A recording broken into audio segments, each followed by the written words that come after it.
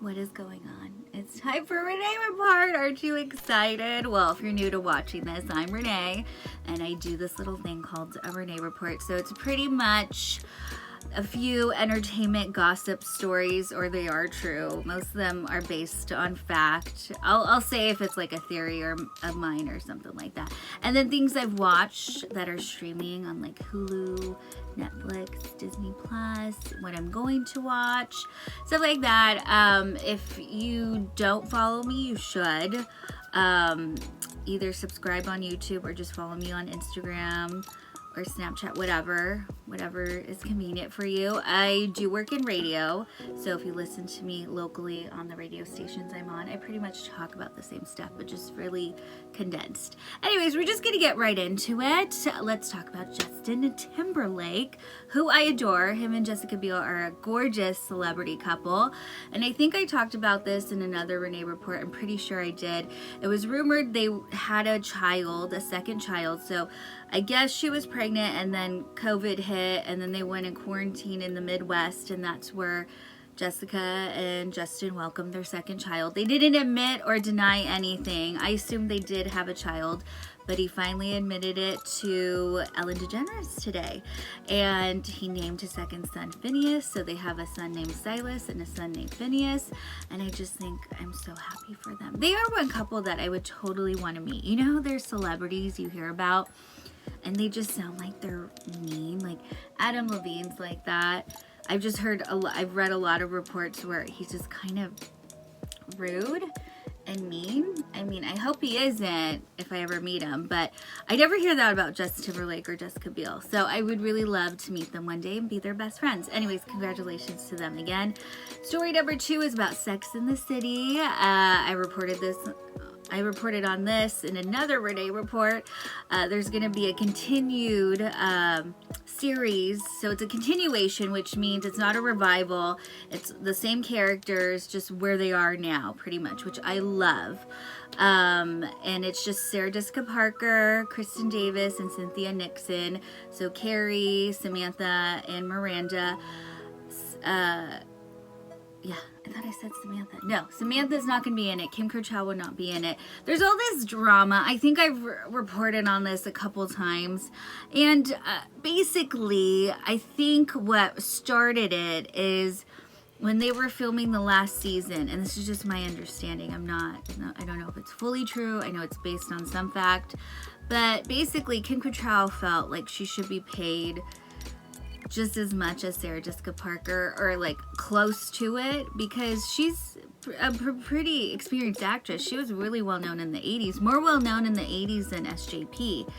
And then, you know, I think SJP kind of skyrocketed in the 90s, and then Sex and the City really set a tone for who Sarah Jessica Parker is, and you know, so I feel like that started it. And then I think she was just tired of playing Samantha. If you've ever seen Sex in the City, Samantha is a very sexually charged character. I mean, you know, it's funny, when I first started watching this show, I'm like, oh my gosh, that's crazy. And then in my 20s when I'd watch it, I'm like, oh my gosh, how does she do that? You know, oh, she's so popular. And now, like, I'm a mom with kids, I'm like, that's a lot of work, you know, but she she did it. And I mean, I love the character of Samantha, but I think Kim Cattrall's just not into playing her anymore. So totally makes sense that she's not in the upcoming continuation series, and I hope they don't replace her. There's not really rumors that she is going to be replaced. Maybe like another character, which I wouldn't mind. Either way, I'm going to watch, and I'm so excited for this upcoming show. I don't know when it's going to happen, but of course I'll probably tell you about it. And story number 3, I was going to talk about something else, but then it came out that Claire Crawley, who was the Bachelorette, who quit in the middle of her season because she fell in love, her and that guy broke up. Isn't that crazy? It might have been just good TV, though. You know, a lot of these shows and celebrity gossip, I think it's kind of like manufactured. So you have to think of that I don't talk about that all the time because I love hearing about this stuff, but you know, maybe Claire's like, okay, I'll just say I'm into somebody in the middle of the season. It'll give you good ratings, and we all need that right now because it's a crazy time, blah, blah, blah. And so then they're going to break up. So they're broken up. Anyways, have you seen the new Bachelor? He is so good looking.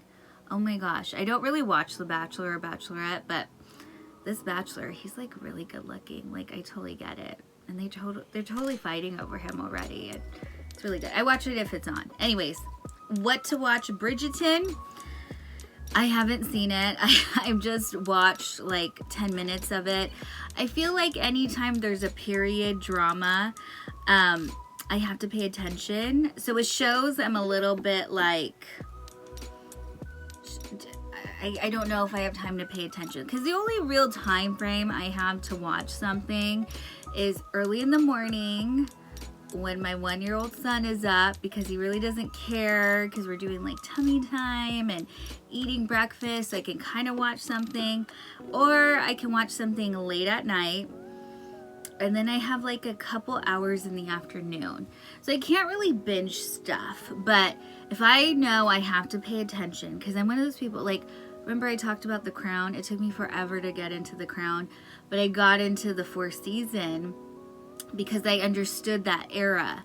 Where Bridgerton, I feel like I will get into it, but I'm just like, I gotta be in the mindset. So I'll start watching that. I'm sure it's good. Everyone's saying it's so good. Also, what I've actually watched, remember that movie Ever After with Drew Barrymore? It was from like the 90s, 1997 or 98. Well, it's on Disney Plus. If you look through Disney Plus, you'll see a nostalgia section. It's all movies from like the 80s and 90s that if you're my age, so in your mid-30s, you grew up with these movies and you're going to want to watch them. So I watched that the other night, and then The Princess Bride is streaming on Disney Plus in the nostalgia section, and also on Hulu. So there's tons of things to watch. I feel like all the streaming services are just like, here we go. We're just going to put all the greatest movies out there, and you get overwhelmed. Believe me, I get very overwhelmed with what to watch, and it's okay if you can't finish watching something, and anything I tell you, like I've heard of or whatever, it's just an idea. So don't get stressed out, don't get overwhelmed with, you know, what to watch. Anyways, that's pretty much it for the Renee Report.